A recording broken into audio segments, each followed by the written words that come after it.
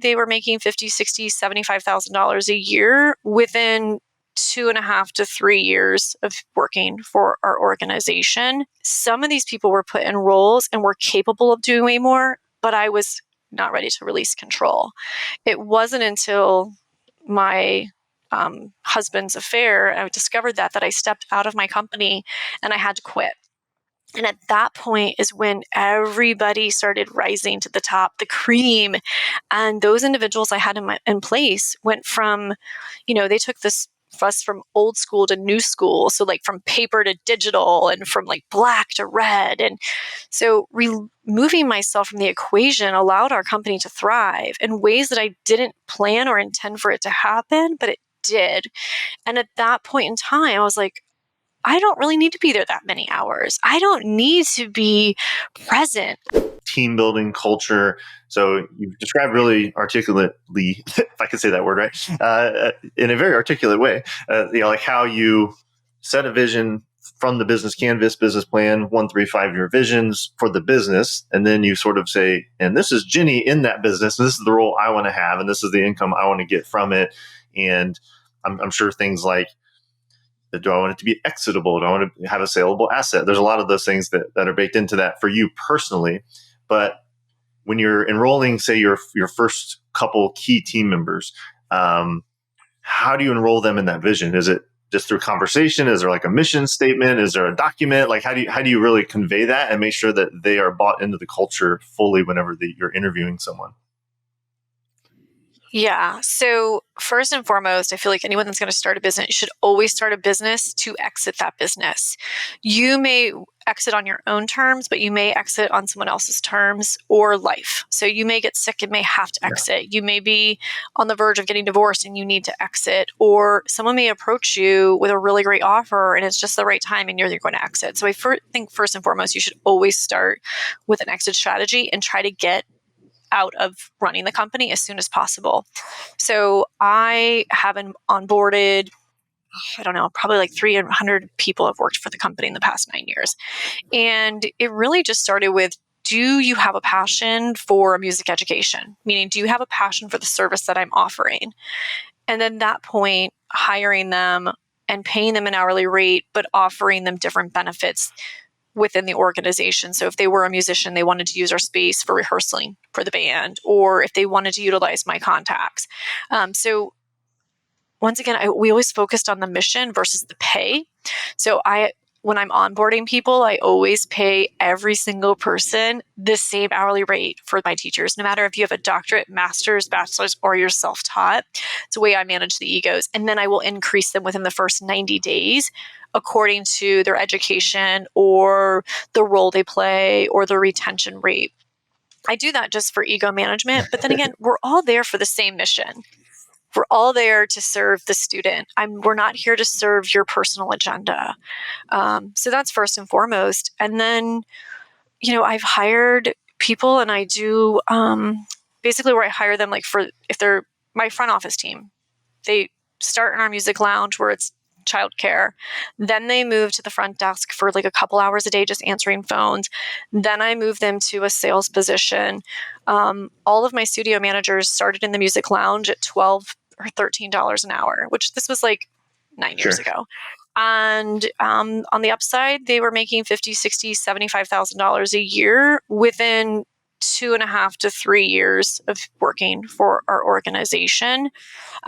Some of these people were put in roles and were capable of doing way more, but I was not ready to release control. It wasn't until my husband's affair, I discovered that I stepped out of my company and I had to quit. And at that point is when everybody started rising to the top, the cream.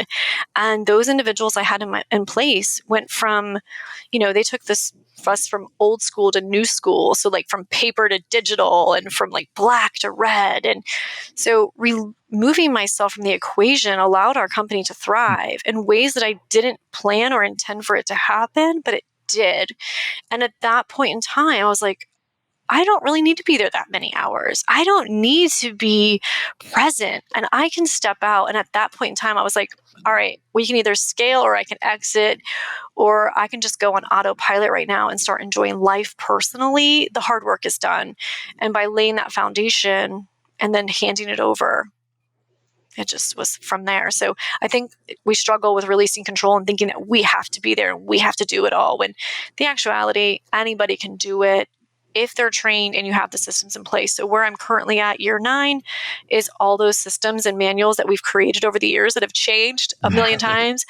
We're revamping them so that way anybody can do any role within the organization for cross promotions or exits. I love that. So some things I picked up on there in the culture building is everyone starts at the same point. I love the term ego management. I wrote that down. And then you had a very clear onboarding process. So I'm sure it varies by department and role, but basically you described one of the departments that, it's sort of a rolling rotation through different aspects of the business so they can be well-rounded. And I'm sure then you and they can see the places where they flourish or the places where they really aren't suited so that they can really identify their strengths, but they're all enrolled in the same ultimate path, right? Like I know that it's kind of like year 135. There's a little mini version of that. Like I got a 90-day sort of probation onboarding process, and then I'll get paid more. But ultimately, I could be making really good money because there's this larger emerging role in the company, and the company's growing.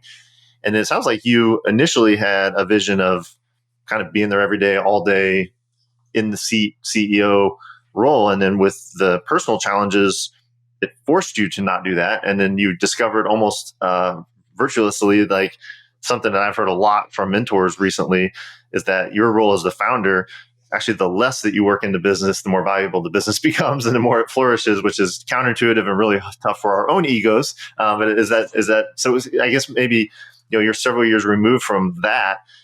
What is your role now? Like, are you the CEO, or did you hire a CEO to be there?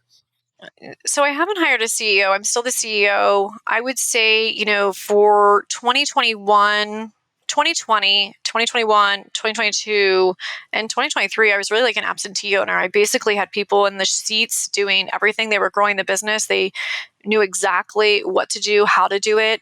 And I was really there for just management of like the egos, the mental health.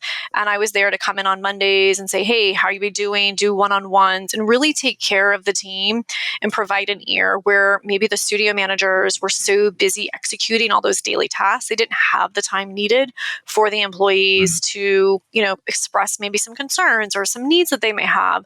So coming in, I come in, to save the day a lot of times, and providing massages biweekly, or providing financial assistance for the gym, or if they need massages, or if they need mental counseling and things like that. So by stepping out of the business, I was able to look at everybody within it and how they played a role and how do they serve our mission, and then how can I serve them individually.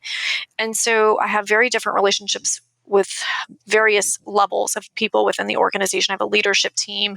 And that was something else I developed after COVID, where I was like, I don't need to be doing all these things. I have these people on my team that need hours, because all their hours, their hours got shrunk with COVID. So I had to figure out how to keep them employed.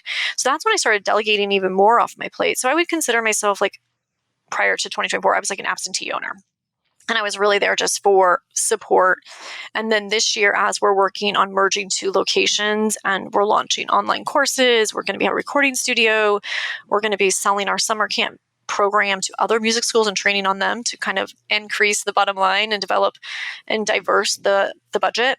I'm finding myself a little bit more in there. And I have a manager that has been taking on so much that I'm needing to just come back in and support her a little bit more. I hired people, but that was before I read the book Who, and I didn't have the right scorecard and all that. So I made a bad hire last year. So I'm going to be working on rectifying that. So I'm just in there a little bit more and really focusing on the sales more than I have in the past few years. But that's because our rent is doubling, wage increases are increasing, and there's a couple other variables. So I personally don't want to take a pay cut. And in order to do that, I got to just jump in there and help them out a little bit.